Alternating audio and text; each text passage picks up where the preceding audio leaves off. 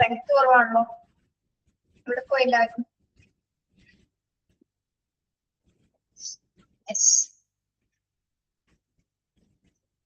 General rules, നമ്മൾ ക്ലീനിങ്ങുമായി ബന്ധപ്പെട്ട general rules കഴിഞ്ഞ ക്ലാസ്സിൽ എടുത്തിരുന്നു. ഈ താഴെയുള്ള പോയിന്റ് എടുത്തായിരുന്നോ ഈ ഒരു paragraph? Yes. The labor room and connecting passage should be cleaned at least twice a day. Soiled areas and cleaning of village should be done at earliest time possible. The detailed washdown of labor room must be done at least twice a month. Okay. നമ്മൾ ക്ലീനിങ്ങിന്റെ ഭാഗമായിട്ട് labour റൂമുമായി connect ചെയ്തിരുന്ന കുറച്ച് passages ഉണ്ട് അല്ലെങ്കിൽ കോറിഡോർസുകളുണ്ട്. അവരെല്ലാം നമ്മൾ അവിടെ എല്ലാം തന്നെ നമ്മൾ അറ്റ്ലീസ്റ്റ് ട്വൈസ് എ ഡേ അല്ലെ, ഒരു ദിവസം 2 പ്രാവശ്യമെങ്കിലും നമ്മളത് എന്താണ് ഡീറ്റെയിൽ ആയിട്ട് നമ്മൾ ക്ലീൻ ചെയ്തിട്ടുണ്ടായിരുന്നു. ഓക്കെ. ദെൻ അതേപോലെ തന്നെ ക്ലീനിങ് മെറ്റീരിയൽസ്, അത് നമ്മൾ ഒരിക്കലും മലിനമായിട്ടുള്ള വസ്തുക്കൾ ക്ലീൻ ചെയ്തിരിക്കുന്ന ഏരിയാസിലൂടെ നമ്മൾ കൊണ്ടുപോകരുത്, എപ്പോഴും ശ്രദ്ധിക്കേണ്ടതുണ്ട്. അതോടൊപ്പം തന്നെ എന്താണ് ലേബർ റൂം നമ്മൾ അറ്റ്ലീസ്റ്റ് ട്വൈസ് എ മന്ത്, അതായത് മാസത്തിൽ 2 പ്രാവശ്യം ഡീറ്റെയിൽ ആയിട്ട് അത് കംപ്ലീറ്റ്, അതായത് ഓൾ ഡിപ്പാർട്ട്മെന്റ് എന്താണ് കംപ്ലീറ്റ് ആയിട്ട് നമ്മളത് വാഷ് ഡൗൺ ചെയ്യേണ്ടതാണ്. ഓക്കെ, ഡീറ്റെയിൽ ആയിട്ട് അത് കംപ്ലീറ്റ് വാഷ് ചെയ്യേണ്ടതാണ് കേട്ടോ. ക്ലീനിങ്ങിന് ഡിസിൻഫെക്റ്റിങ്ങിന് വേണ്ടിയിട്ട് നമ്മൾ ഉപയോഗിക്കുന്ന പ്രൊസീജിയേഴ്സ് ആണ് നമ്മളിവിടെ പറഞ്ഞത്.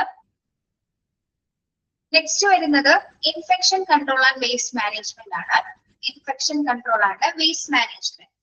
Infection control refers to the policies and procedure used to reduce the risk caused owing to infection spread, especially in healthcare facilities. Special attention and standard practice should be followed for cleaning the labor room. Poor infection control practice in labor and laboratory rooms place patients, infants, and plus the patient healthcare staff at risk. നമ്മുടെ labour റൂമിനകത്ത് infection control പ്രാക്ടീസസുകൾ നിരന്തരമായിട്ട് പിന്തുടരേണ്ടത്.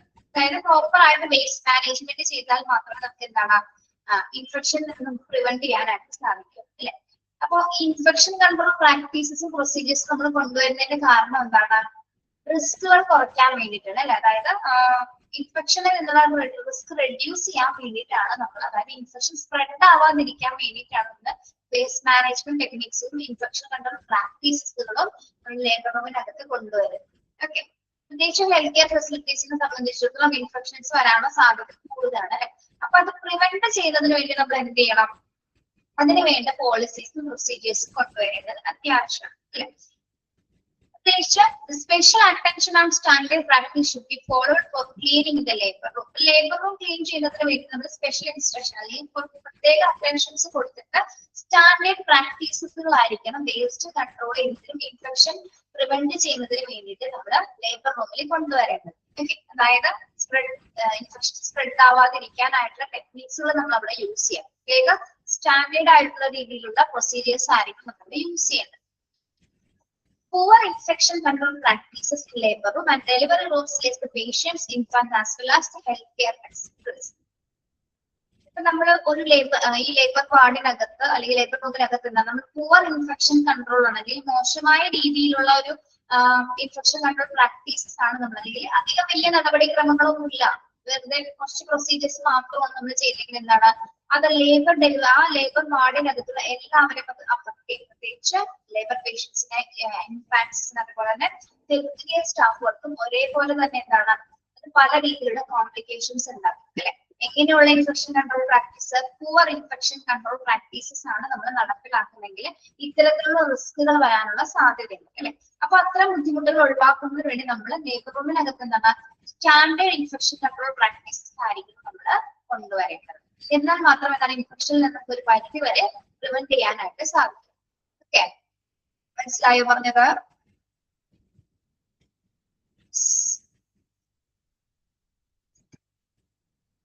Infection control ചെയ്യുന്നതിന് waste manage ചെയ്യുന്നതിന് വേണ്ടിയിട്ടുള്ള കുറച്ച് procedures ഇവിടെ പറഞ്ഞിട്ടുണ്ട്, ശ്രദ്ധിക്കാം കേട്ടോ. Staff collecting waste should be wear utility gloves and closed shoes. Staff collecting waste should wear utility gloves and closed shoes. എന്താണ് സ്റ്റാഫുകൾ നിർബന്ധമായിട്ടും വേസ്റ്റ് കളക്ട് ചെയ്യുന്ന സമയത്ത് യൂട്ടിലിറ്റി ഗ്ലൗസും ക്ലോസ്ഡ് ഷൂസും നിർബന്ധമായിട്ടും ധരിക്കേണ്ടതാണ്. ഓക്കെ, വേസ്റ്റുകൾ കളക്ട് ചെയ്യുന്ന സമയത്ത് യൂട്ടിലിറ്റി ഗ്ലൗസും ക്ലോസ്ഡ് ഷൂസും വെയർ ചെയ്തിട്ടായിരിക്കണം സ്റ്റാഫുകൾ വേസ്റ്റുകൾ കളക്ട് ചെയ്യേണ്ടത്. ഓക്കെ, സെക്കൻഡ് പോയിന്റ് നോക്കൂ. Waste to be gathered in a leak-proof containers. Waste to be gathered in a leak-proof containers. Waste എങ്ങനെയുള്ള കണ്ടെയ്നേഴ്സിലായിരിക്കണം നമ്മൾ കൊണ്ടുപോയേണ്ടത്? ലീക്ക് ആവുന്ന കണ്ടെയ്നേഴ്സ് ആണോ ഉപയോഗിക്കേണ്ടത്? ലീക്ക് ആവുന്ന കണ്ടെയ്നേഴ്സ് ആണോ? ആണെന്നോ? അല്ല. ലീക്ക് പ്രൂഫ് കണ്ടെയ്നേഴ്സ് അല്ലെ? ലീക്ക് പ്രൂഫ് ആയിട്ടുള്ള കണ്ടെയ്നേഴ്സ് ആയിരിക്കണം ഉപയോഗിക്കുന്നത്. ലീക്ക് ആയി പോകാൻ പാടില്ല അല്ലെ പുറത്തേക്ക്. ആ മെറ്റീരിയൽസ് അല്ലെങ്കിൽ സോൾട്ട് ആയിട്ടുള്ള മെറ്റീരിയൽസ് പുറത്തേക്ക് പോകാൻ പാടില്ല. വേസ്റ്റ് മെറ്റീരിയൽസ് എപ്പോഴും കൊണ്ടുപോകുമ്പോൾ ലീക്ക് പ്രൂഫ് ആയിട്ടുള്ള കണ്ടെയ്നറോ ബാഗോ ആയിരിക്കണം നമ്മൾ യൂസ് ചെയ്യുന്നത് കേട്ടോ. Waste should be clear for disposal when 3-4 inch full. Waste should be clear for disposal when 3-4 inch full.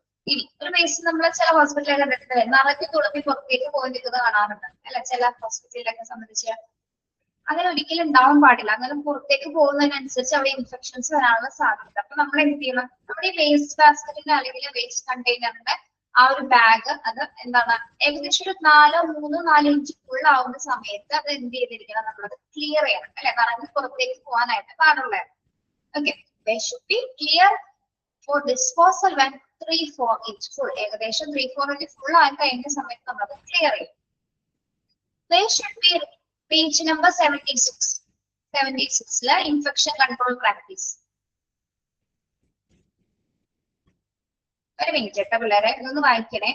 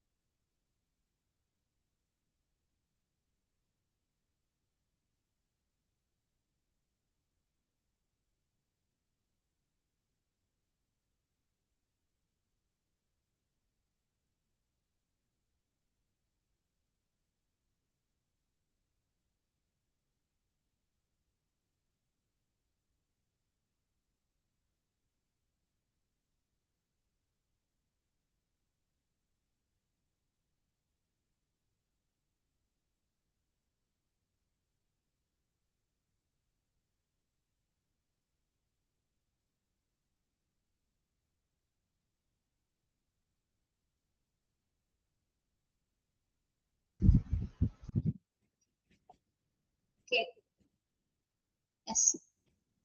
Next point, waste should be separated into infectious and non-infectious waste. Waste should be separated into infectious and non-infectious waste. Waste നമ്മൾ separate ചെയ്യേണ്ടത് എങ്ങനെയാണ് separate ചെയ്യേണ്ടത്? Infectious ആയിട്ടുള്ള waste ഏതൊക്കെയാണെന്നും non infectious ആയിട്ടുള്ള waste ഏതൊക്കെയാണെന്നും നമ്മൾ രണ്ടും separate ചെയ്തിട്ടായിരിക്കും, നമ്മൾ categorise ചെയ്തിട്ടായിരിക്കും അതിനെ മാറ്റേണ്ടത്. Okay, they should be separated into infectious and non-infectious wastes. Then disinfect with bleaching mixture followed by washing and autoclave. Disinfect with the bleaching mixture followed by washing and autoclave. നമ്മൾ disinfect ചെയ്യാനായിട്ട് അതാണ് വിമുക്തമാക്കുന്നതിന് വേണ്ടി നമുക്ക് എന്ത് ഉപയോഗിക്കാം? ഒരു bleaching mixer ഉപയോഗിച്ചുകൊണ്ട് നമുക്ക് ഓട്ടോക്ലേവ്സ് ഉപയോഗിച്ചിട്ട് വാഷ് ചെയ്യാവുന്നതാണ്. ഓക്കെ, ബ്ലീച്ചിങ് മിക്സറിന് വേണ്ടിയിട്ടാണ് വിമുക്തമാക്കുന്നതിന് വേണ്ടിയിട്ട് ഡിസിൻഫെക്ട് ചെയ്യുന്നതിന് വേണ്ടി നമ്മൾ ഉപയോഗിക്കുന്ന കെമിക്കൽ ഏജൻസ് ആണ് അല്ലെങ്കിൽ കെമിക്കൽ സൊല്യൂഷൻസ് ആണ് അല്ലെ? അത് ഉപയോഗിച്ചുകൊണ്ടാണ് ആ ഏരിയ നമ്മൾ എപ്പോഴും ഡിസിൻഫെക്ട് ചെയ്യുക. Okay, biomedical waste management standard procedure must be followed. നിങ്ങൾ ബയോമെഡിക്കൽ വേസ്റ്റ് ചാപ്റ്റർ പഠിച്ചോ? ബയോമെഡിക്കൽ വേസ്റ്റ് ഇല്ല. ഓക്കെ, ആ ഭാഗത്തൊക്കെ ഡീറ്റെയിൽ ആയിട്ട് പഠിക്കുക. ബയോമെഡിക്കൽ വേസ്റ്റ് മാനേജ് ചെയ്യുന്നതിന് കുറച്ച് പ്രൊസീജിയേഴ്സ് ഉണ്ട്, ആ ഒരു ചാപ്റ്റർ തന്നെ ഫുൾ ഉണ്ട് പഠിക്കാനായിട്ട്. അപ്പൊ അതിൽ ഡീറ്റെയിൽ ആയിട്ട് പഠിക്കും കേട്ടോ. അപ്പൊ ബയോമെഡിക്കൽ വേസ്റ്റ് മാനേജ് ചെയ്യേണ്ടത് അതിൻ്റെതായിട്ടുള്ള സ്റ്റാൻഡേർഡ് പ്രൊസീജിയേഴ്സ് ഉണ്ട്, അത് മാത്രം ഫോളോ ചെയ്തിട്ടായിരിക്കണം ബയോമെഡിക്കൽ വേസ്റ്റ് നമ്മൾ ഡിസ്പോസ് ചെയ്യേണ്ടത്. ഓക്കെ, അപ്പൊ അതൊക്കെയാണ് ഇൻഫെക്ഷൻ കൺട്രോളുമായി ബന്ധപ്പെട്ട് വരുന്ന വേസ്റ്റ് മാനേജ്മെന്റുമായി ബന്ധപ്പെട്ട് വരുന്ന കുറച്ച് പ്രൊസീജിയേഴ്സ് എന്ന് പറയുന്നത്. ഒന്നുകൂടി നോക്കാം. സ്റ്റാഫുകൾ വേസ്റ്റ് കളക്ട് ചെയ്യുന്ന സമയത്ത് യൂട്ടിലിറ്റി ഗ്ലൗസും ക്ലോസ്ഡ് ഷൂസും ധരിക്കുക. വേസ്റ്റുകൾ എപ്പോഴും നമ്മൾ ലീക്ക് പ്രൂഫ് ആയിട്ടുള്ള കണ്ടെയ്നേഴ്സിലായിരിക്കണം കൊണ്ടുപോകേണ്ടത്. ഏകദേശം 3-4 ഇഞ്ച് ഫുൾ ആയി വരുമ്പോൾ നമ്മളത് ക്ലിയർ ചെയ്യണം. വേസ്റ്റ് കണ്ടെയ്നർ നമ്മൾ ക്ലിയർ ചെയ്തിരിക്കണം. വേസ്റ്റുകൾ നമ്മൾ സെപ്പറേറ്റ് ചെയ്യണം. ഇൻഫെക്ഷസ് ആയിട്ടുള്ള വേസ്റ്റുകളെന്നും നോൺ ഇൻഫെക്ഷൻ ആയിട്ടുള്ള വേസ്റ്റുകളെന്നും നമ്മൾ രണ്ട് രീതിയിലായിട്ട് സെപ്പറേറ്റ് ചെയ്യുക.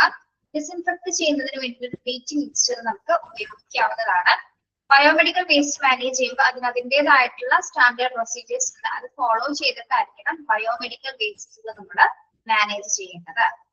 ഓക്കെ, മനസ്സിലായോ? ക്ലിയർ ആണോ പിള്ളേരെ? ഓക്കെ, ഇനി നമ്മൾ നെക്സ്റ്റ് നോക്കുന്നത് ന്യൂ ബോൺ കെയറുമായി ബന്ധപ്പെട്ട കാര്യങ്ങളാണ്.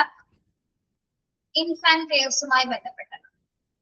ഓക്കെ, PDF പോവാണ് ടീച്ചറോട് പറയണം കേട്ടോ. PDF പോയെന്ന് പറയണേ.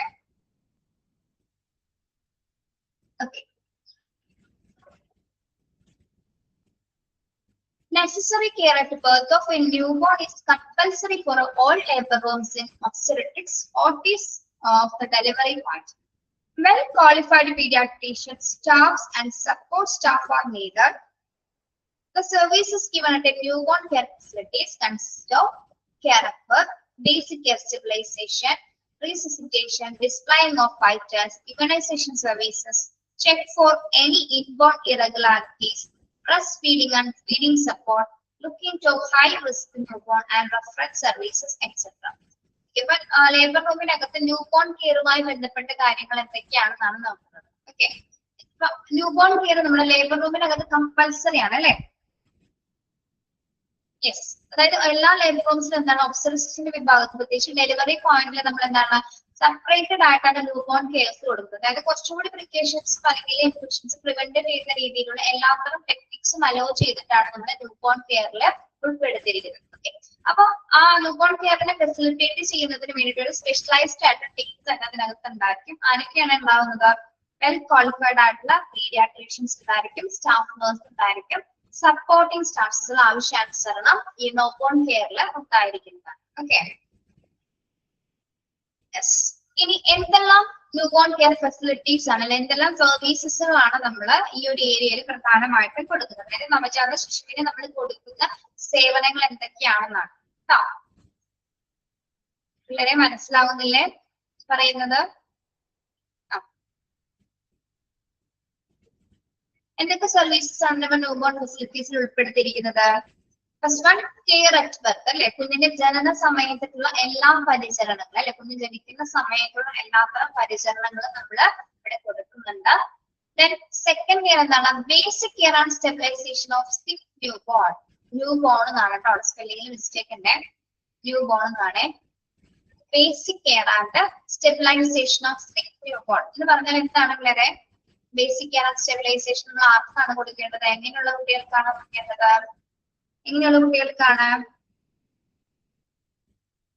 എന്തെങ്കിലും ജനന സമയത്ത് എന്തെങ്കിലും അസുഖങ്ങൾ കാണിക്കുന്ന കുട്ടികളുണ്ടാവും അല്ലെ, ചിലപ്പോൾ ജനിച്ചതിന് ശേഷം എന്തെങ്കിലും സിക്ക് അല്ലെ അസുഖമുള്ള കുട്ടികളുണ്ടെങ്കിൽ അവർക്ക് നമ്മൾ എന്ത് കൊടുക്കണം? ബേസിക് കെയർ കൊടുക്കണം. അവർക്ക് സ്റ്റേബിൾ ആകുന്ന രീതിയിലുള്ള എല്ലാത്തരം മെഷേഴ്സ് നമ്മളിവിടെ കൊടുക്കേണ്ടതാണ് അല്ലെ. അതായത് എന്തെങ്കിലും അസുഖമുള്ള കുഞ്ഞുങ്ങൾക്ക് പ്രത്യേക രീതിയിലുള്ള കെയറും സ്റ്റെബിലൈസേഷനും കൊടുക്കുക. ഓക്കെ, ദെൻ നെക്സ്റ്റ് എന്താണ്? റീസസിറ്റേഷൻ. റീസസിറ്റേഷൻ എന്താണ്? കുഞ്ഞിന് ശ്വാസ തടസ്സം ഉണ്ടെങ്കിൽ അല്ലെ, എന്തെങ്കിലും തരത്തിലുള്ള ബ്രീത്തിങ് ഡിഫിക്കൽട്ടീസോ അങ്ങനെ എന്തെങ്കിലും സിറ്റുവേഷൻസ് ആണെങ്കിൽ അടിയന്തരമായിട്ട് നമ്മൾ എന്ത് കൊടുക്കണം? റീസസിറ്റേഷൻ പ്രൊസീജിയേഴ്സ് അപ്പൊ തന്നെ പെട്ടെന്ന് തന്നെ കൊടുക്കും. നിങ്ങൾ കണ്ടിട്ടുണ്ടാവും വീഡിയോസിലൊക്കെ കുട്ടികൾ ശ്വാസം എടുക്കാതിരിക്കുന്ന സമയത്ത് ഇങ്ങനെ അവര് റീസസിറ്റേഷൻ പ്രൊസീജിയേഴ്സ് ചെയ്യുന്നത് കണ്ടിട്ടുണ്ടാവും. അത്യാവശ്യം വലിയ പ്രൊസീജിയർ ആണ്.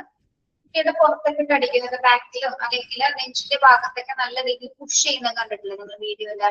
ഓക്കെ, കുറെ സമയം അവരങ്ങനെ ചെയ്തതിനു ശേഷം കുഞ്ഞ് കുറെ കഴിയുമ്പോ ചുമക്കുകയോ ശബ്ദം ഉണ്ടാക്കിയോ കരയോ ചെയ്യും അല്ലെ. എത്ര നേരം കരയാത്ത കുഞ്ഞുങ്ങള് കണ്ടിട്ടുണ്ടാവും അല്ലെ.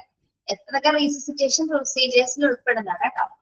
അതായത് കുഞ്ഞിന് അമിതമായിട്ടുള്ള എന്തെങ്കിലും ശ്വാസതടസ്സം അല്ലെങ്കിൽ ചിലപ്പോൾ കുഞ്ഞുങ്ങള് എന്താണ് ജനന സമയത്ത് ചിലപ്പോ ആ ഒരു സമയം മാത്രം ചിലപ്പോൾ കരഞ്ഞിട്ടുണ്ടാവും. പിന്നെ എന്താണ് ഒരു തരത്തിലും ശ്വാസം എടുക്കുന്നുണ്ടാവില്ല. അപ്പൊ അത്തരം സിറ്റുവേഷൻസിലൊക്കെ നമ്മൾ എന്ത് ചെയ്യുന്നു?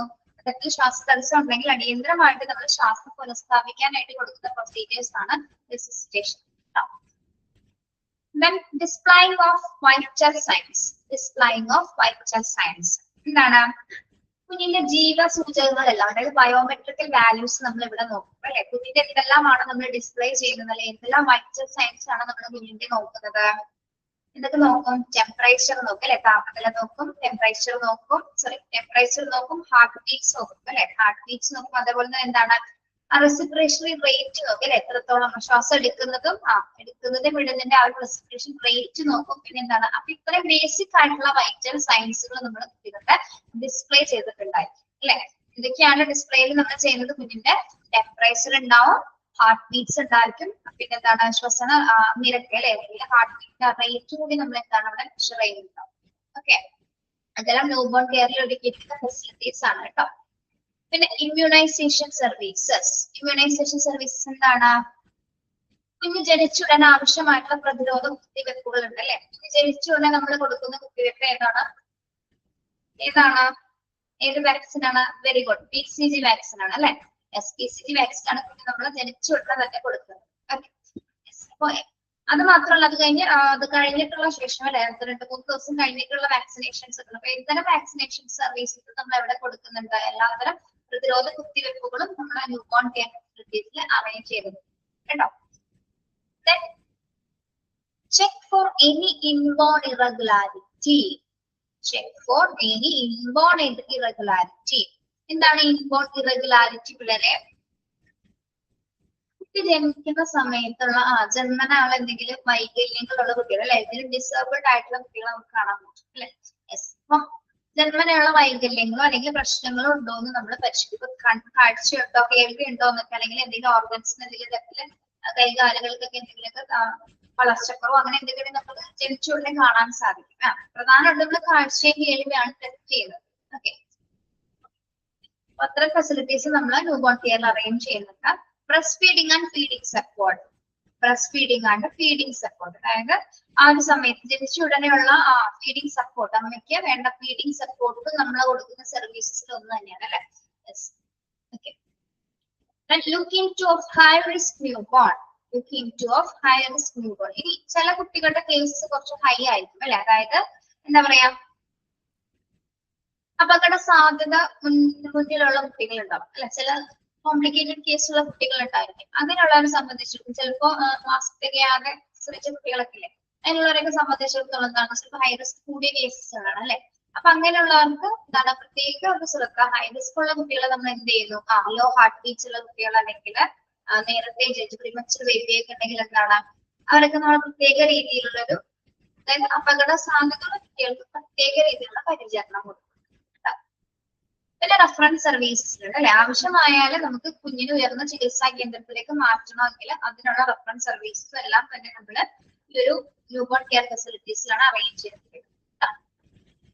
നോക്കാം എന്തൊക്കെയാണ് ന്യൂബോൺ കെയർ ഫെസിലിറ്റീസ് എന്ന് പറയുന്നത്. കെയർ അറ്റ് ബർത്ത് അല്ലെ, കുഞ്ഞിന്റെ ജനന സമയത്തുള്ള കെയർ. പിന്നെ പ്രത്യേകിച്ച് എന്തെങ്കിലും അസുഖമുള്ള കുട്ടികൾക്ക് വേണ്ട ബേസിക് സ്റ്റെബിലൈസേഷൻ, ബേസിക് കെയർ കൊടുക്കുന്നു. റീസസിറ്റേഷൻ പ്രൊസീജിയേഴ്സ്, അതായത് കുഞ്ഞിന്റെ ശ്വാസം എടുക്കാൻ ബുദ്ധിമുട്ടുള്ള സന്ദർഭങ്ങളിലൊക്കെ റീസസിറ്റേഷൻ പ്രൊസീജിയേഴ്സ് ഉപയോഗിച്ചിട്ട് കുഞ്ഞിന്റെ ശ്വാസതടസ്സം നമ്മൾ പുനഃസ്ഥാപിക്കും. ദെൻ ഡിസ്പ്ലേയിങ് ഓഫ് വെയിറ്റ്സ്, കുട്ടിയുടെ ടെമ്പറേച്ചർ, ഹാർട്ട് ബീറ്റ്സ്, റെസ്പിറേഷണറി റേഷ്യോ ഒക്കെ എന്താണ് റേറ്റ് ഒക്കെ നമ്മൾ കൃത്യമായിട്ട് മെഷർ ചെയ്യുന്നുണ്ടാവും. ഇമ്മ്യൂണൈസേഷൻ സർവീസസ്, കുഞ്ഞിന്റെ പ്രതിരോധ കുത്തിവയ്പ്പുകൾ. Then check for any inborn irregularity. ജനന സമയത്ത് കുട്ടികൾക്ക് എന്തെങ്കിലും ജനന ക്രമക്കേടുകൾ ഉണ്ടോ എന്ന് നമ്മൾ ചെക്ക് ചെയ്യും അല്ലെ. കാഴ്ചക്കുറവോ കേൾവിക്കുറവോ ഉണ്ടോ ചെക്ക് ചെയ്യണം. പിന്നെ എന്താണ് അമ്മമാർക്ക് വേണ്ടിയുള്ള ഫീഡിംഗ് സപ്പോർട്ട് അല്ലെ. ഇനി നമുക്ക് ഏതെങ്കിലും റെഫറൻസ് ചെയ്യണമെങ്കിൽ വേറെ ഏതെങ്കിലും സ്പെഷ്യലൈസ്ഡ് കെയറിലൊക്കെ മാറ്റണമെങ്കിൽ എല്ലാ തരത്തിലുള്ള റെഫറൻസ് സർവീസും നമ്മൾ ഇവിടെ ഉൾപ്പെടുന്നത്. ഓക്കെ, ക്ലിയർ ആണോ?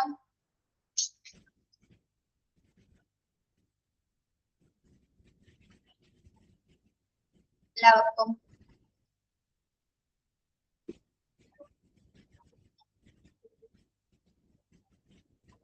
ഇനി നോക്കാം. For proper newborn care things required to be done. For proper newborn care things required to be done. ഇനി നമ്മള് ഒരു നവജാത ശിശുവിനെ അല്ലെങ്കിൽ ഒരു ന്യൂബോൺ ബേബിനെ നമ്മൾ പരിചരിക്കുന്നതിൽ ശ്രദ്ധിക്കേണ്ട കാര്യങ്ങൾ എന്തൊക്കെയാണ്? അതായത് ഒരു കുട്ടിക്ക് ന്യൂബോൺ ബേബിയെ പരിചരിക്കുന്ന സമയത്ത് നമ്മൾ ശ്രദ്ധിക്കേണ്ട കാര്യങ്ങൾ ഏതൊക്കെ രീതിയിലാണ്? Before handling The baby strictly wash hands before handling. The baby strictly wash hands. എന്താണെന്ന് പറയാമോ? പറഞ്ഞേ. കുഞ്ഞിനെ കൈകാര്യം ചെയ്യുന്നതിന് മുമ്പ്, അല്ലെ, കുഞ്ഞിനെ എടുക്കുന്നതിന് മുമ്പായിട്ട് നമ്മൾ എന്താണ്, കൈകൾ വൃത്തിയായിട്ട് കഴുകിയിട്ടുണ്ടാവണം. ഓക്കെ, കുഞ്ഞിനെ കൈകാര്യം ചെയ്യുന്നതിന് മുമ്പ് കൈകൾ നന്നായിട്ട് കഴുകുക, സാനിറ്റൈസ് ചെയ്യുക. Okay, very good. സ്റ്റെറിലൈസ് ചെയ്യുക, അല്ലെ, wash hands regularly. Then rooming in the baby with the mother. Rooming in the baby with the mother. എന്താണ്, കുഞ്ഞിനെ എപ്പോഴും നമ്മള് ആരുടെ കൂടെ തന്നെ ആയിരിക്കണം സൂക്ഷിക്കേണ്ടത്? കുഞ്ഞിനെ അമ്മയ്ക്കൊപ്പം, അമ്മയ്ക്കൊപ്പം തന്നെ ആയിരിക്കണം കുഞ്ഞിനെ എപ്പോഴും സൂക്ഷിക്കേണ്ടത്. അമ്മയും കുഞ്ഞും ഒരേ റൂമിലായിരിക്കണം എപ്പോഴും വേണ്ടത്. Okay, keeping the baby warm. Keeping the baby warm. ഇങ്ങനെ എപ്പോഴും നമ്മൾ എന്ത് നിലനിർത്തേണ്ടതുണ്ട്?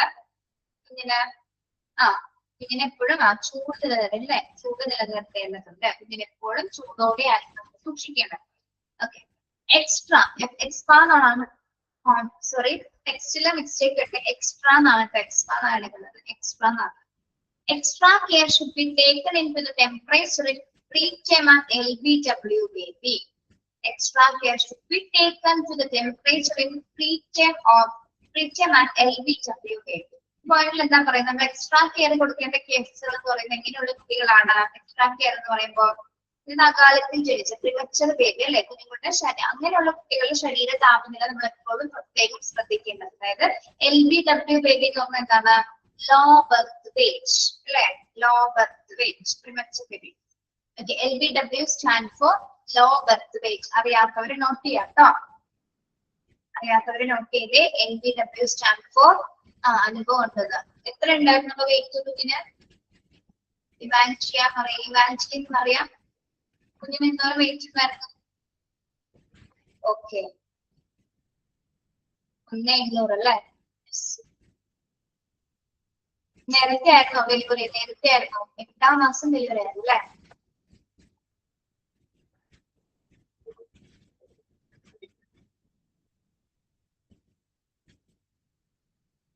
നേഴ്സിലായിരുന്നു. ഓക്കെ, ശരി. ഇപ്പൊ ആള് ഓക്കെ ആണോ? ഇപ്പൊ എത്ര വയസ്സായി? എത്ര വയസ്സായി?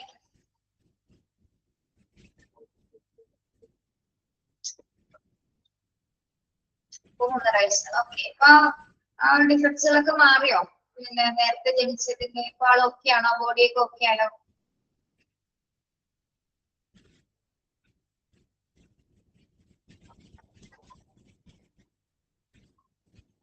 ഒരു 7 മാസം 7 മാസത്തിലൊക്കെ പ്രസവിച്ചവരുണ്ട് അല്ലെ, നേരത്തെ ഡെലിവറി സംഭവിച്ചവരുണ്ട്. അങ്ങനെയുള്ളവർ ഒരുപാട് കഷ്ടപ്പെട്ടിട്ടുണ്ടാവും കുഞ്ഞുങ്ങള് ഇത് വലുതാക്കി എടുക്കുന്നത് വരെ, അല്ലെ. എനിക്ക് അങ്ങനെയുള്ള കുട്ടികളെ നമുക്ക് കാണുമ്പോൾ മനസ്സിലാവും ആക്റ്റീവ് ആണ്, അല്ലെ. അപ്പൊ കുഴപ്പമില്ല. ഭക്ഷണമൊക്കെ നന്നായിട്ട് ശ്രദ്ധിച്ചാൽ മതി. ഭക്ഷണം നന്നായിട്ട് കൊടുക്കാൻ ശ്രമിക്കണം. പ്രോട്ടീൻസ് ആയിട്ടുള്ള എല്ലാ ഭക്ഷണവും മാക്സിമം കൊടുക്കാം. ഓക്കെ, എക്സ്ട്രാ കെയർ കൊടുക്കേണ്ട കേസിൽ എങ്ങനെയാണ്? ഓക്കെ, എക്സ്ട്രാ കേസസ് എന്ന് വെച്ചാൽ പ്രീമച്ചർ ആയിട്ടുള്ള ബേബീസിന്റെ ശരീര താപനില നമ്മൾ എപ്പോഴും ശ്രദ്ധിക്കേണ്ടതുണ്ട്. LBW സ്റ്റാൻഡ് ഫോർ എന്താ പറയുന്നത്? LBW stand for low birth weight. പഠിക്കണം കേട്ടോ, പരീക്ഷയ്ക്ക് ചോദിക്കാറുണ്ട്. ഓക്കെ അഞ്ജലി. ചില കുട്ടികൾ അത്ര സമയത്ത് നേരത്തെ ജനിച്ചാലും കുഴപ്പമുണ്ടാവാതൊക്കെ പോകും. പക്ഷെ ചിലവർക്കൊക്കെ ഭയങ്കര കോംപ്ലിക്കേഷൻസ് ആണോ. ഇപ്പോഴും അതിന്റെ ആഫ്റ്റർ ഇഫക്ട്സ് ഫേസ് ചെയ്യുന്ന ആൾക്കാരുണ്ട്. ചിലർക്ക് ഒരു ഇതോ അല്ലെ, ഇത് ഭാഗ്യം പോലെയാണ് അവർ. ഓക്കെ, then next point നോക്കാം. Keep the cord dry and clean. Keep the cord dry and clean. Keep the cord. cord എന്താണ്? അംബ്ലിക്കൽ കോഡ് ആണ് അല്ലെ, പൊക്കിൾ കൊടിയാണ് ഉദ്ദേശിക്കുന്നത് കേട്ടോ. Keep the umbilical cord dry and clean. Dry and clean എന്താ പറയുന്നത്? Okay okay okay മാൻജിൻ, ശരി. Keep the cord dry and clean. എന്താണ് keep the cord? പൊക്കിൾ കൊടി അല്ലെ. ജനിച്ചതിന് ശേഷം അതിന്റെ മുകളില് പൊക്കിൾ കൊടി നമ്മൾ കട്ട് ചെയ്യും അല്ലെ. കുട്ടികൾ കട്ട് ചെയ്തതിനു ശേഷം നമ്മൾ എന്ത് ചെയ്യുന്നു? കുട്ടിയുടെ ആ പൊക്കിൾ കൊടിയോട് കൂടി തന്നെ നമ്മൾ എന്ത് ക്ലിപ്പ് ചെയ്തിട്ടാണ് അത് പൊസിഷനിങ് ചെയ്യുന്നത് അല്ലെ. അതെപ്പോഴും നമ്മൾ കണ്ടിട്ടുണ്ട് അല്ലെ, ക്ലിപ്പ് ചെയ്തിട്ടുണ്ടാവും.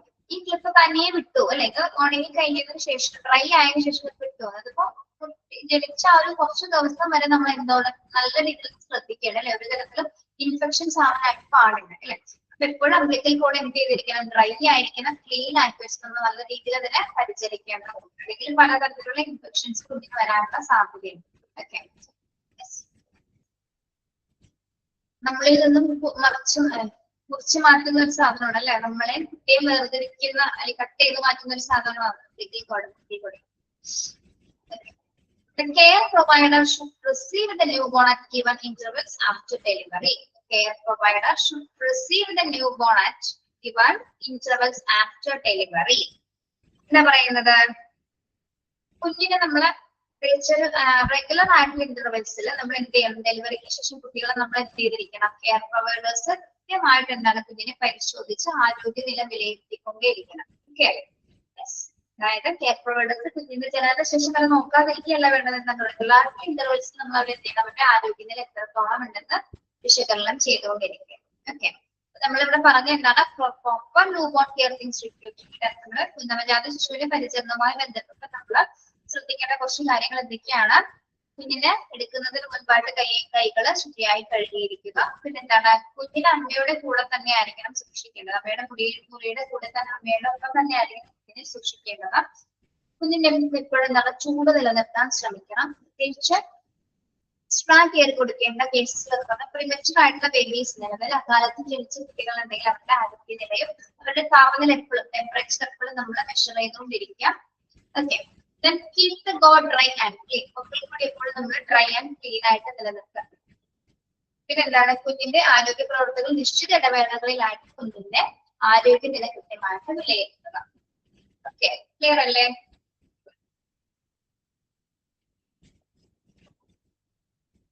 ശരി, ഈ ന്യൂബോൺ കെയറും ഇത് രണ്ടും ഒന്ന് വായിച്ചു നോക്കിയേ. ന്യൂബോൺ കെയറും ഇവിടെ വരെ എടുത്ത് ഒന്ന് പെട്ടെന്ന് വായിച്ചു നോക്കും കേട്ടോ.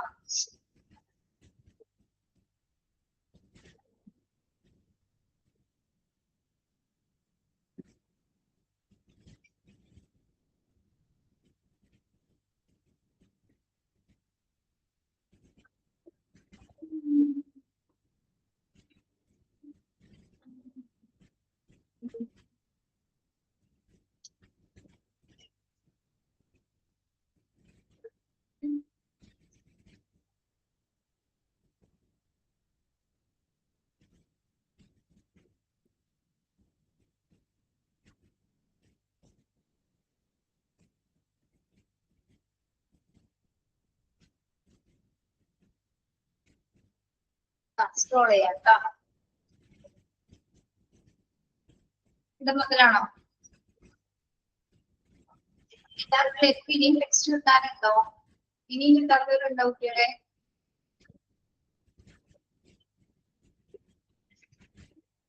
ഇനിയും ടെക്സ്റ്റ് ബുക്ക് കിട്ടാത്തവരുണ്ടോ?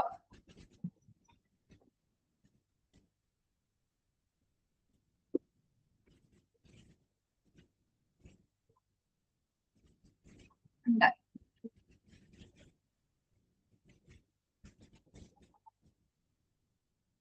അണ്ടർലൈൻ ചെയ്യാനൊന്നുമില്ല, അല്ലേ ഓരോന്ന് എന്തായാലും നോക്കാനുണ്ട്. അണ്ടർലൈൻ ഒന്നും ചെയ്യണ്ട കേട്ടോ.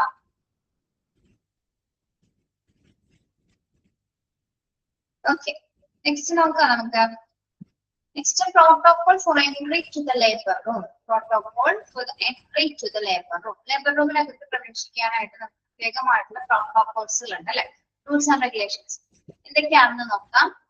Entry to the labor room should be indirect. Typically, a buffer zone required to be made if possible to changes of shoes, wear of mask and cap before getting into the labor room. Entry to the labor room should be indirect. Typically, a buffer zone requires to be made if possible to change of shoes, wear a mask and cap before getting into the labor room.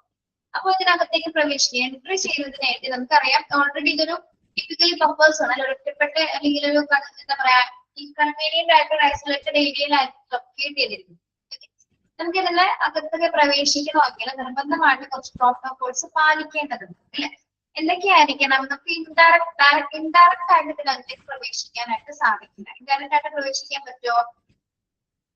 Direct ആയിട്ട് പ്രവേശിക്കാൻ പറ്റും. Direct entries മാത്രം ഇതിനകത്ത് ഉണ്ടാവുള്ളൂ അല്ലെ. Yes. പ്രവേശിക്കുന്നതിന് മുൻപായിട്ട് തന്നെ നമുക്ക് നിർബന്ധമായിട്ട് എന്ത് ചെയ്തിരിക്കണം? മാസ്കും ക്യാപ്പും കൃത്യമായിട്ട് ധരിച്ചിരിക്കണം. അതുപോലെ നമ്മുടെ ഷൂസ് ചേഞ്ച് ചെയ്തിട്ടായിരിക്കും അതിനകത്തേക്ക് പ്രവേശിക്കേണ്ടത്. ഓക്കെ. റൂമിനകത്തേക്ക് നമുക്ക് ഇൻഡയറക്റ്റ് ആയിട്ട് പ്രവേശിക്കാൻ സാധിക്കില്ല. അപ്പൊ എന്താണ്, അതിനകത്തേക്ക് പ്രവേശിക്കുന്നതിന് മുമ്പായിട്ട് തന്നെ എന്താണ്, നമ്മൾ നിർബന്ധമായിട്ടും ഷൂസ് ചേഞ്ച് ചെയ്തിരിക്കണം. മാസ്കും ക്യാപ്പും ഒക്കെ ധരിച്ചതിന് ശേഷം മാത്രമായിട്ട് നമുക്ക് അതിനകത്തേക്ക് പ്രവേശിക്കാൻ സാധിക്കും. ഓക്കെ. മനസ്സിലായോ first point? Then entry to the second point. Entry to the labor room should be permitted only to the pregnant woman, her birth partner, doctor, nurse or ANM on duty and other support staff. Cleaning staff should be allowed periodic entry. ഇനി ഇതിനകത്തേക്ക് permitted ആയിട്ടുള്ള ആൾക്കാർ ആരൊക്കെയാണെന്നാണ് പറയുന്നത്. ആർക്കൊക്കെ ഇതിനകത്തേക്ക് പ്രവേശിക്കാം? ഒന്ന് pregnant വുമണിന് അല്ലെ. പിന്നെ her birth partner. Birth partner എന്ന് പറയുന്ന ആരാണ്? ഹെർ ബർത്ത് പാർട്ട്ണർ ആരാണ്? Birth partner. അത് രണ്ടു മൂന്ന് കോണ്ടെക്സ്റ്റിൽ പല രീതിയിൽ പറയുന്നുണ്ട് കേട്ടോ. ഒന്ന് ഹസ്ബൻഡ് പറയുന്നുണ്ട്, അതേപോലെ തന്നെ പ്രസവത്തിന് വേണ്ടി സഹായിക്കുന്ന ഒരാള്, വ്യക്തി എന്നുള്ള രീതിയിലും പറയുന്നത്. ഈ പ്രസവത്തിന് അസിസ്റ്റ് ചെയ്യുന്ന ആള്, സഹായി എന്ന രീതിയിൽ പറയുന്നുണ്ട്. ഓക്കെ. ബർത്ത് പാർട്ട്ണർ എന്ന് പറയുമ്പോൾ നമ്മൾ ഓൾറെഡി അതിൽ കൃത്യമായൊരു മീനിങ് വരുന്നത് എന്താണ്? ഹസ്ബൻഡ് തന്നെയാണോ? ആണോ?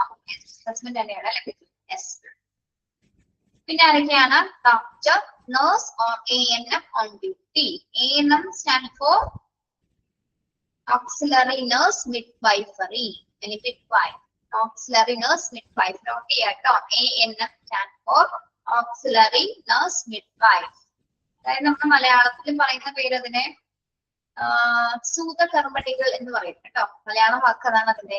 ഓക്സിലറി നഴ്സിന്റെ മലയാളം വാക്കാണ് സൂതകർമ്മിണികൾ. അല്ലെങ്കിൽ നമ്മൾ സഹായിക്കാൻ നിൽക്കുന്ന ആളുകളെയാണ് പറയുന്നത് കേട്ടോ. ഓക്സിലറി നഴ്സ് മിഡ്വൈഫ് എന്ന് പറയുന്നത്. അന്ന് ഡ്യൂട്ടിയിലുള്ളത് ആരാണോ അവരായിരിക്കും അവിടെ ഉണ്ടായിരിക്കുക. ദെൻ അതർ സപ്പോർട്ടിംഗ് സ്റ്റാഫുകൾ ഉണ്ടായിരിക്കും. അപ്പൊ ഇതിനകത്ത് ആർക്ക് പ്രവേശനമുണ്ട്? ഒന്ന് പ്രഗ്നന്റ് വുമണിന്, ബർത്ത് പാർട്ട്ണർക്ക്, ഡോക്ടർക്ക് അല്ലെങ്കിൽ നഴ്സോ ANM. പിന്നെ പീരിയോഡിക് എൻട്രി ഉള്ളത് ക്ലീനിങ് സ്റ്റാഫിന് മാത്രമാണ്. അതായത് ക്ലീനിങ് സ്റ്റാഫിന് നമ്മൾ റെഗുലർ ആയിട്ട് കേട്ടിട്ടില്ല, പീരിയോഡിക് ആയിട്ടുള്ള എൻട്രി മാത്രമേ ആർക്ക് അനുവദിക്കുന്നുള്ളൂ? ക്ലീനിങ് സ്റ്റാഫുകൾക്ക് നമ്മൾ അനുവദിക്കുന്നത്. ഓക്കെ. മനസ്സിലായോ സെക്കൻഡ് പോയിന്റ്?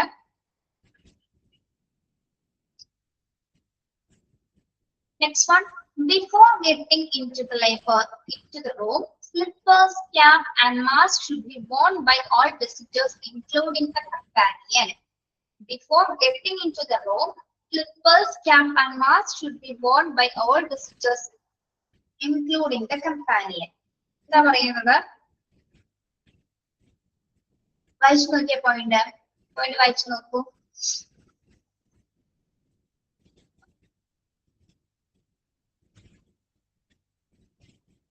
എന്താ പറയുന്നത്? ലേബർ റൂമിലേക്ക് പ്രവേശിക്കുന്ന എല്ലാവരും എന്ത് നിർബന്ധമായിട്ട് ധരിച്ചിരിക്കണം? സ്ലിപ്പർ, ക്യാപ്പ്, മാസ്ക് എന്നിവ നിർബന്ധമായിട്ടും ധരിക്കണം. ഓക്കെ. ലേബർ റൂമിൽ ആരാണോ പ്രവേശിക്കുന്നവർ നിർബന്ധമായിട്ട് എന്ത് ധരിച്ചിട്ടുണ്ടായിരിക്കണം? സ്ലിപ്പേഴ്സും ക്യാപ്പും മാസ്കും നിർബന്ധമായിട്ട് ധരിച്ചിട്ടായിരിക്കണം അതിനകത്തേക്ക് പ്രവേശിക്കുന്നത്. Okay. Then any visits of people other than on duty staff, pregnant women and birth companion to the labor room should be short and timed to the task, such as cleaning, etc. Any visits of people other than on duty staff, pregnant women and birth companion to the labor room should be short and timed to the task. Fourth point കൂടി ഒന്ന് നോക്കിയേ, വായിച്ചു നോക്കിയേ.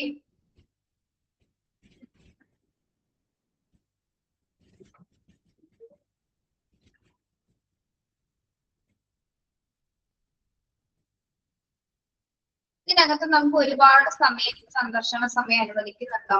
Visiting എന്ന് പറയുന്നത് അതായത് ഡ്യൂട്ടിയിലുള്ള സ്റ്റാഫുകളും ഗർഭിണികളെയും labour പേഷ്യന്റും അല്ലെങ്കിൽ പ്രസവ സഹായി ബർത്ത് പാർട്ട്ണറും ഒഴികെയുള്ള മറ്റെല്ലാവരും പ്രവേശിക്കുമ്പോൾ ഏകദേശം ഒരു ഷോർട്ട് ടൈം പീരീഡിൽ മാത്രമായിരിക്കണം ഹയർ ചെയ്യേണ്ടത് അല്ലെ. ഒത്തിരി സമയം അതിനകത്ത് പ്രവേശിക്കാൻ സാധിക്കില്ല. അവർക്ക് മാത്രം എന്താണ് short and time to the staff. പ്രത്യേകിച്ച് ക്ലീനിങ് സ്റ്റാഫിന് വരെ എന്താണ് നമ്മളൊരു പീരിയോഡിക് എൻട്രി മാത്രം ക്ലീനിങ് സ്റ്റാഫിന് നമ്മൾ അതിനകത്തേക്ക് കഴിക്കാനായിട്ട് സമയം കൊടുക്കുന്നു അല്ലെ. അതായത് കഴിയാവുന്നത്ര ചെറിയ സമയത്തേക്ക് മാത്രമായിരിക്കണം ബാക്കിയുള്ള വിസിറ്റേഴ്സിന് നമ്മൾ അനുവദിക്കേണ്ടത്. ഓക്കെ. ശുചീകരണം പോലുള്ള ക്ലീനിങ് പോലുള്ള അത്യാവശ്യ പ്രവർത്തനങ്ങൾ നമ്മൾ എന്താണ് അതിനു വേണ്ടി പ്രത്യേകമായിട്ടുള്ള പീരിയോഡിക് എൻട്രീസ് മാത്രമാണ് നമ്മളവിടെ അനുവദിക്കുന്നത്. ഓക്കെ. അപ്പൊ ഇവിടെ എന്താ പറയുന്നത്, ലാസ്റ്റ് ഫോർത്ത് പോയിന്റിൽ എന്താ പറയുന്നത്, മുക്തിയിലുള്ള ജീവനക്കാരും ഗർഭിണിയും പ്രസവ സഹായം വഴിയുള്ള മറ്റുള്ളവരുടെ സന്ദർശനം എന്ന് പറയുന്നത് ഷോർട്ട് ടൈം പീരീഡിൽ മാത്രമായിരിക്കും. ഇവരെ ഒഴിച്ച് ബാക്കിയുള്ളവരുടെ എല്ലാം ടൈം എന്ന് പറയുന്നത് എന്താണ്, ഷോർട്ട് പീരീഡിൽ മാത്രമേ അതിനകത്തേക്ക് പ്രവേശിക്കാൻ സാധിക്കും. മനസ്സിലായോ? Then main staff entry should be confined only to those who are on duty or have been called for any accessories and fittings. They should be humble and gracious to the dignity and privacy of the pregnant one. Okay. Main staff entry should be confined only those who are on duty or have been called for any accessories and fittings. They should be humble and gracious to the dignity and privacy of the woman. എന്താണ് ഈ ഒരു പോയിന്റിൽ പറയുന്നത് പിള്ളേരെ? Main സ്റ്റാഫുകളുടെ എൻട്രീനെ കുറിച്ചിട്ടാണ് അല്ലെ. എന്താ പറയുന്നത്, മെയിൻ സ്റ്റാഫുകളുടെ എൻട്രി എങ്ങനെയായിരിക്കണം? മെയിൻ സ്റ്റാഫ് എൻട്രി എങ്ങനെയായിരിക്കും?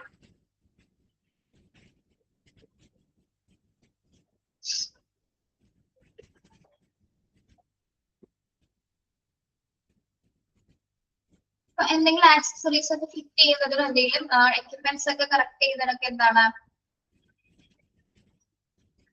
ആക്സസറീസ് ചെയ്യുന്നതിനൊക്കെ വേണ്ടി മാത്രമായിരിക്കും അവർ അതിനകത്തേക്ക് പ്രവേശിക്കുന്നത് അല്ലെ. ആ പ്രവേശിക്കുന്ന സമയത്തും അവർ ഏത് തരത്തിലുള്ള ബിഹേവിയർ ആയിരിക്കണം പ്രഗ്നന്റ് വുമൻസിനോട് കാണിക്കേണ്ടത്?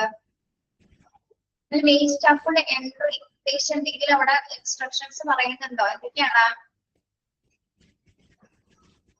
പ്രത്യേക എന്തെങ്കിലും ആവശ്യങ്ങൾക്ക് വേണ്ടി വിളിച്ചാൽ മാത്രം അതിനകത്തേക്ക് അവർക്ക് പ്രവേശിക്കാൻ പാടുള്ളൂ. ഓക്കെ. മാത്രമല്ല പ്രഗ്നന്റ് വുമണിന്റെ പ്രൈവസി മെയിൻറ്റെയിൻ ചെയ്യുന്ന രീതിയിലായിരിക്കും അവർ ബിഹേവ് ചെയ്യേണ്ടത്. Okay. Yes, very good. You have been called any accessories and fittings. Very good. എന്താ പറയുന്നത്, മെയിൻ സ്റ്റാഫുകളുടെ എൻട്രി എന്ന് പറയുമ്പോൾ നമുക്ക് എന്താണ് പ്രത്യേക ആവശ്യത്തിന് മാത്രം വിളിച്ചാൽ മാത്രമേ അവർക്ക് പ്രഗ്നന്റ് പ്രവേശിക്കാൻ സാധിക്കൂ. അതോടൊപ്പം തന്നെ എന്താണ് ആ പ്രഗ്നന്റ് ലേഡിയുടെ ആ പ്രൈവസി അല്ലെങ്കിൽ അവരുടെ മാന്യത അല്ലെങ്കിൽ എന്താ പറയാ അവരുടെ എന്താ ഹമ്പിൾ ആയിട്ടുള്ള രീതിയിലായിരുന്നു അവരുടെ ഡിഗ്നിറ്റിക്ക് ഒരു തരത്തിൽ മോശം സംഭവിക്കുന്ന രീതിയിലുള്ള ബിഹേവിയർ ഒന്നും തന്നെ അവിടെ ഉണ്ടാവാനായിട്ട് പാടില്ല. അവരോട് എപ്പോഴും വിനയത്തോടെയും മാതൃകയോട് കൂടിയിട്ടായിരിക്കണം മെയിൻ സ്റ്റാഫുകള് ബിഹേവ് ചെയ്യേണ്ടത് കേട്ടോ. യെസ്, മനസ്സിലായോ അഞ്ചാമത്തെ പോയിന്റ് വളരെ?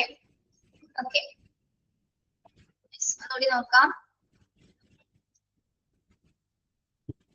Protocol for entry to the labour റൂമിലാണ്. നമ്മൾ ലേബർ റൂമിന്റെ അകത്തേക്ക് എങ്ങനെയാണ് പ്രവേശിക്കേണ്ടത്? ഡയറക്റ്റ് അകത്തേക്ക് പ്രവേശിക്കാൻ സാധിക്കില്ല. അപ്പൊ എന്താണ് നിർബന്ധമായിട്ട് ഇതൊരു ബഫേഴ്സ് ആണ്, ഐസൊലേറ്റഡ് ആയിട്ടുള്ള ഏരിയ ആയതുകൊണ്ട് തന്നെ എന്താണ് പ്രത്യേകമായിട്ട് നമ്മളവിടെ പല രീതിയിലുള്ള പ്രിക്കോഷൻസ് യൂസ് ചെയ്യേണ്ടതുണ്ട്. പ്രത്യേകിച്ച് ഷൂസുകൾ നമ്മൾ ചേഞ്ച് ചെയ്തിരിക്കണം. മാസ്കും ക്യാപ്പും നിർബന്ധമായിട്ട് ധരിച്ചിട്ടായിരിക്കും അതിനകത്തേക്ക് പ്രവേശിക്കേണ്ടത്. ഇതിനകത്തേക്ക് കുറച്ച് ആൾക്കാർക്ക് മാത്രമേ പെർമിഷൻ ഉള്ളൂ. പ്രത്യേകിച്ച് പ്രഗ്നന്റ് വുമണിന്, ബർത്ത് പാർട്ട്ണറിന്, ഡോക്ടറിന്, നഴ്സ് അല്ലെങ്കിൽ ANM അല്ലെങ്കിൽ അതർ സപ്പോർട്ടിംഗ് സ്റ്റാഫുകൾക്ക്. ക്ലീനിങ് സ്റ്റാഫുകൾക്ക് എന്താണ് അലോ ചെയ്തിരിക്കുന്നത്? പീരിയോഡിക് എൻട്രി മാത്രമാണ് അവർക്ക് അലോ ചെയ്തിരിക്കുന്നത്.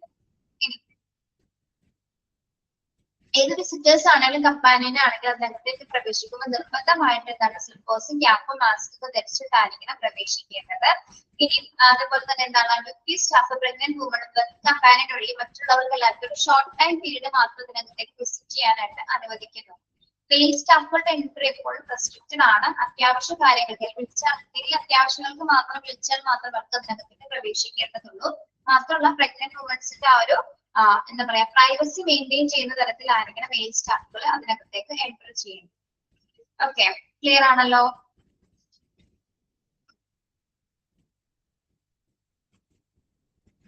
Yes.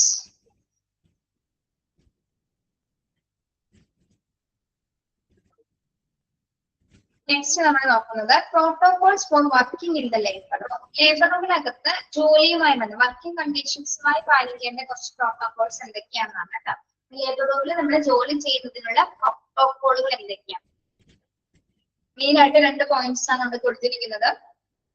All the staff must wear personal protective at the time of performing delivery and at all other times caps and masks must be worn. ശ്രദ്ധിക്കാം, labour റൂമിലെ working കണ്ടീഷൻസുമായി ബന്ധപ്പെട്ട protocols ആണ്. നിർബന്ധമായിട്ട് സ്റ്റാഫുകൾ പാലിക്കേണ്ട എന്തൊക്കെയാണ്? പേഴ്സണൽ പ്രൊട്ടക്റ്റീവ് എക്യുപ്മെന്റ്സ് അല്ലെ, PPE ധരിച്ചിരിക്കണം. എപ്പോഴാണ് നമ്മൾ ഡെലിവറി പെർഫോം ചെയ്യുന്ന സമയത്ത് പേഴ്സണൽ പ്രൊട്ടക്റ്റീവ് എക്യുപ്മെന്റ്സ് വെയർ ചെയ്തിട്ടുണ്ടായിരിക്കണം. അല്ലാത്ത സമയത്ത് നിർബന്ധമായിട്ട് നമ്മൾ അതർ ടൈമില് ക്യാപ്സും മാസ്കും നിർബന്ധമായിട്ടും ധരിക്കേണ്ടതാണ്. Okay, all the staff must wear personal protective at the time of performing delivery, and at all other time caps and masks must be worn. Okay, clear? Okay, second point നോക്കൂ. Second point, disposable sterile gloves should be used after accurate hand washing. ഒന്നുകൂടെ പറയാം. First point ആണോ? എന്താണ്? എല്ലാ സ്റ്റാഫുകളും delivery perform ചെയ്യുന്ന delivery എടുക്കുന്ന സമയത്ത് നിർബന്ധമായിട്ടും PPE ധരിച്ചിരിക്കണം. പേഴ്സണൽ പ്രൊട്ടക്റ്റീവ് എക്യുപ്മെന്റ്സ്, നമ്മുടെ ഗൗണ്, മാസ്ക്, ക്യാപ്പൊക്കെ നിർബന്ധമായിട്ടും ധരിച്ചിരിക്കണം. അല്ലാതെ എല്ലാ ടൈമിലുള്ള സമയത്തും നമ്മൾ എന്ത് ചെയ്തിരിക്കണം? ക്യാപ്സും മാസ്കും ആയിരിക്കണം നമ്മൾ അതർ ടൈംസിൽ യൂസ് ചെയ്യേണ്ടത്. ഓക്കെ, എളുപ്പമല്ല sentence?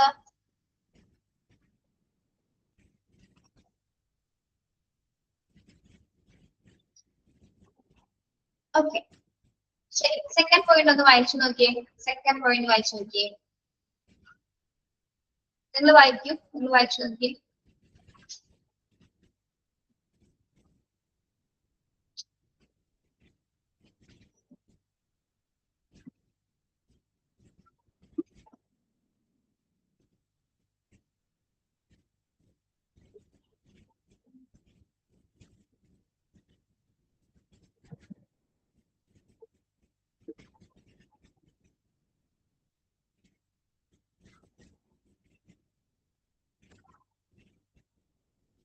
Okay, disposable sterile gloves should be used after accurate hand washing while examining on the delivery. Disposable sterile gloves should be used after accurate hand washing while examining on the delivery. എന്താ പറയുന്നത്?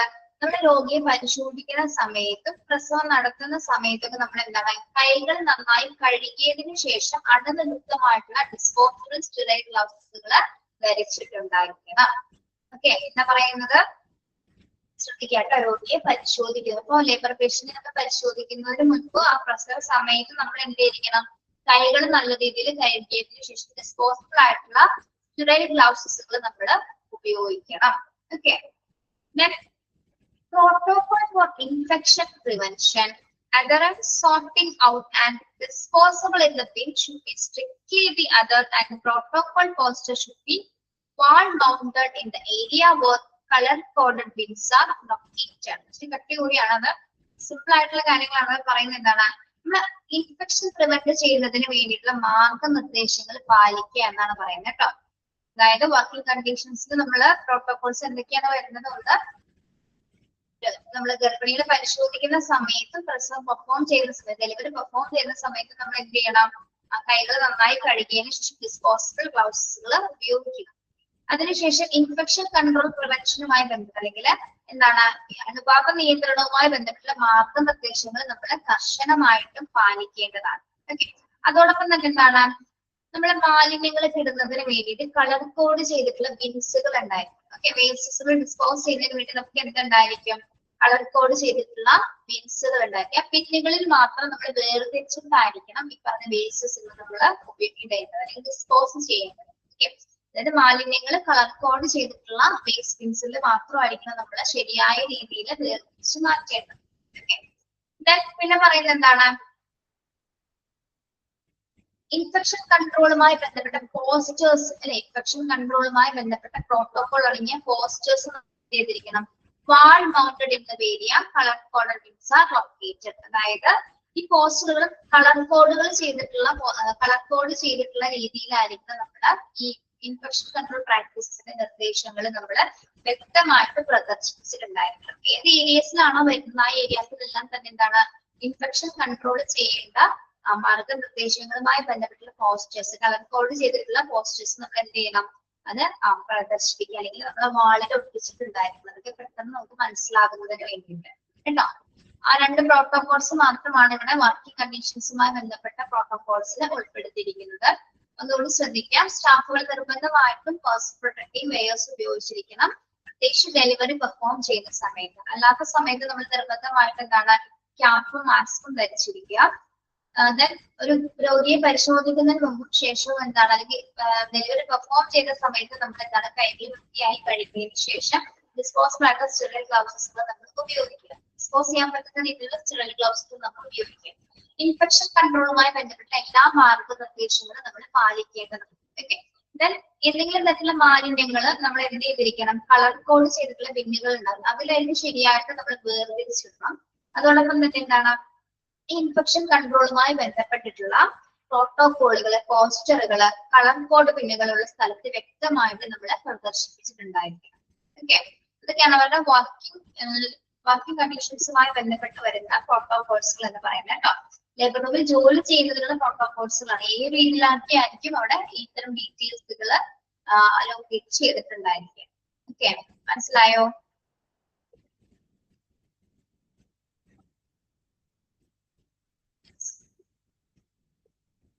ഇനി last ഭാഗമാണ് supervision four quality of care in the labour room. Supervision four quality of care in the labour room. നമ്മൾ ഇത്രയും നേരം പഠിച്ചത് labour റൂമിനകത്ത് വരുന്ന protocols, waste control practices, infection control practices, procedures ഒക്കെയാണ്. ഈ പറഞ്ഞ എല്ലാ കാര്യങ്ങളും ഇവിടെ ഇതേപോലെ തന്നെ നടപ്പിലാക്കുന്നത്, നമ്മൾ പറഞ്ഞ റെഗുലേഷൻസും പ്രോട്ടോകോൾസും പ്രകാരം തന്നെ ഇവിടെ നടപ്പിലാക്കുന്നുണ്ടോ എന്നറിയുന്നതിന് വേണ്ടിയിട്ടാണ് നിരന്തരമായിട്ടുള്ള സൂപ്പർവിഷൻ ആവശ്യമാണ്. അല്ലെ, ഇത് ചെക്ക് ചെയ്യാനായിട്ട് ഒരാൾ വേണ്ടേ? ഈ പറഞ്ഞ ഇതെല്ലാം ഇവര് ഫോളോ ചെയ്യുന്നുണ്ടോ, അല്ലെങ്കിൽ ഇതൊക്കെ പാലിക്കുന്നുണ്ടോ എന്ന് അറിയണ്ടേ നമുക്ക്? യെസ്, അതിന് വേണ്ടിയിട്ട് എന്താണ് ഇവാലുവേറ്റ് ചെയ്യുന്നതിന് വേണ്ടി ഓൾറെഡി നമുക്ക് പലരെയും നമ്മൾ ഇതിന് ഇൻചാർജ് കൊടുക്കുന്നുണ്ട്. അതായത് ലേബർ റൂമിനകത്ത് നടക്കുന്ന പ്രവർത്തനങ്ങള് കൃത്യമായിട്ട് ഇവാലുവേറ്റ് ചെയ്യുന്നതിന് വേണ്ടിയിട്ടുള്ള പ്രൊസീജിയേഴ്സ് ആണ് ഇനി നെക്സ്റ്റ് വരുന്നത്. Supervision for the quality of care in the labour room. Labour റൂമിനകത്ത് ആ ഒരു ക്വാളിറ്റി കെയർ നിലനിർത്തുന്നതിന് വേണ്ടി നമ്മൾ എന്തെല്ലാം പ്രോട്ടോകോൾസ് ആണ് പാലിക്കേണ്ടത്? should have a neatness checklist for evaluation that we should have a neatness checklist for evaluation that should be completed and signed by the supervisors who conduct a visit of the labor room. Okay. നമ്മൾ labour റൂമിനകത്ത് ഒരു neatness checklist നോക്കുന്നുണ്ട്. എന്തിനാണ് neatness checklist നമ്മൾ നോക്കുന്നത്? Neatness checklist ശുചിത്വ പരിശോധന checklist എന്ന് വേണമെങ്കിൽ പറയാം, അല്ലെ? ക്ലീൻനെസ് പരിശോധിക്കുന്നതിന് വേണ്ടിയിട്ട്, അല്ലെ? അപ്പൊ അത് സൂപ്പർവൈസർ കൃത്യമായിട്ടും പരിശോധിച്ച് ഒപ്പിട്ടതിന് ശേഷമായിരിക്കണം നമ്മളത് ഫോളോ ചെയ്യുന്നത്. അതായത് ലേബർ റൂമിനകത്ത് വരുന്ന ശുചിത്വവുമായി ബന്ധപ്പെട്ടുള്ള ഒരു പരിശോധന, അതൊരു ഇവാലുവേഷൻ ആണ്, അല്ലെ? അത് നിർബന്ധമായിട്ടും ആര് സൈൻ ചെയ്തിട്ടുണ്ടായിരിക്കണം? ലേബർ റൂം സൂപ്പർവൈസർ നിർബന്ധമായിട്ടും സൈൻ ചെയ്തിട്ടുണ്ടായിരിക്കണം. ഓക്കെ. ഓരോ പ്രാവശ്യം ലേബർ റൂം വിസിറ്റ് ചെയ്യുന്ന സമയത്ത് നമ്മൾ ആ നീറ്റ്നെസ് ചെക്ക് ലിസ്റ്റ് നോക്കിയിട്ടായിരിക്കും ഓരോ ഏരിയാസ് വെരിഫൈ ചെയ്യുന്നത്. എല്ലാ ഏരിയാസിലും നമ്മൾ പറഞ്ഞ പ്രോട്ടോകോൾസ് പ്രകാരമുള്ള പ്രവർത്തനങ്ങൾ തന്നെയാണോ, അല്ലെങ്കിൽ അതേപോലെ ഫോളോ ചെയ്തിട്ടുണ്ടോ എന്ന് അറിയാൻ വേണ്ടി ആ ചെക്ക് ലിസ്റ്റ് നോക്കിയിട്ടാണ് സൂപ്പർവൈസർ അത് സൈൻ ചെയ്യുന്നത്. എന്തുമായി ബന്ധപ്പെട്ട ചെക്ക് ലിസ്റ്റ് ആണ്?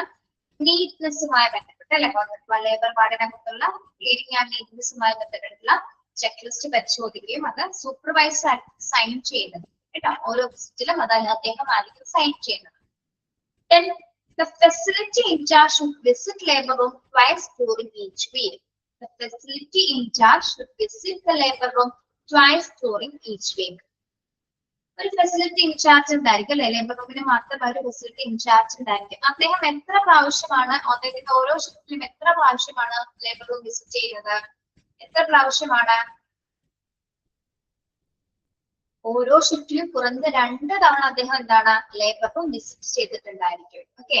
അതായത് ഒരു ഫെസിലിറ്റി ഇൻചാർജ് ഉള്ള വ്യക്തി അദ്ദേഹത്തിന്റെ ഷിഫ്റ്റിന്റെ ഓരോ ഷിഫ്റ്റിൽ വരുന്ന സമയത്ത് ഏകദേശം 2 പ്രാവശ്യമെങ്കിലും ലേബർ റൂം അദ്ദേഹം വിസിറ്റ് ചെയ്തിട്ടുണ്ടായിരിക്കും കേട്ടോ. പറഞ്ഞത് മനസ്സിലായോ? ഓക്കെ, അവിടെ വരെ എടുക്കുന്നുള്ളൂ കേട്ടോ. ബാക്കി കുറച്ചുകൂടി കോൺസെപ്റ്റ് നമുക്ക് നെക്സ്റ്റ് ക്ലാസ്സിൽ എടുക്കാം.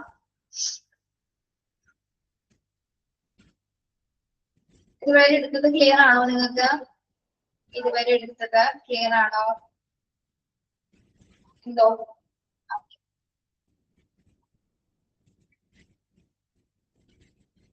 വർക്ക് വന്ന് അവശതയോ? LBW, low birth weight, low birth weight, low birth weight.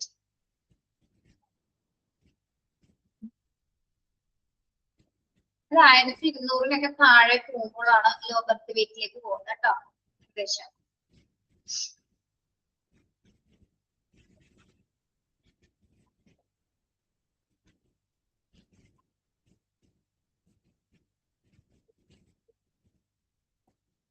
IE അല്ലട്ടോ, അതവിടെ ഒരു കോമ വരുന്നതാണ് കേട്ടോ. പ്രോട്ടോകോൾ ഫോർ ഇൻഫെക്ഷൻ പ്രിവെൻഷൻ, അത് അതിന്റെ ഒരു കോമയാണ്. IE എന്നുള്ളതിന് ജസ്റ്റ് കോമ മാത്രമേ ഉള്ളൂ കേട്ടോ. Printing mistakes തന്നിരിക്കുക. LBW ഏകദേശം 2500-നാണ്. 2500 താഴെ വരുന്ന സമയത്താണ് നമ്മൾ LBW ബേബി ആയിട്ട് കൺസിഡർ ചെയ്യുന്നത് കേട്ടോ. അത് നമുക്ക് പഠിക്കാനൊന്നുമില്ല, അതിന്റെ എക്സ്പാൻഷൻ മാത്രം പഠിച്ചാൽ മതി നിങ്ങൾ. ANM full form, auxiliary nurse midwife, auxiliary nurse midwife.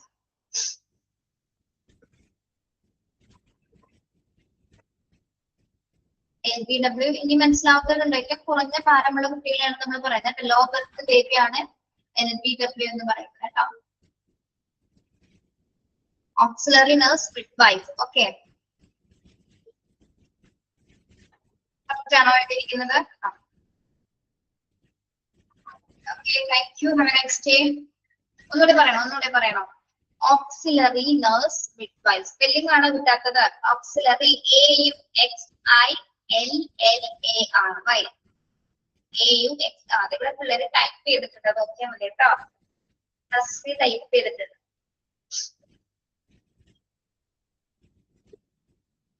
AUXILLARY. Auxiliary nurse midwife. MIDIFE. Okay, next class Monday. Okay, thank you. Have a nice day. നാളെ കോൺവൊക്കേഷൻ ആണ് പിള്ളേരെ. നാളെ മിഡേ കോൺവൊക്കേഷൻ. നാളെ മോണ്ടിസോറി ബാച്ചുള്ള കോൺവൊക്കേഷൻ ആണ്. കഴിഞ്ഞ ആഴ്ച ഉണ്ടായി, ഈ ആഴ്ച ഉണ്ടായി. ബൈ.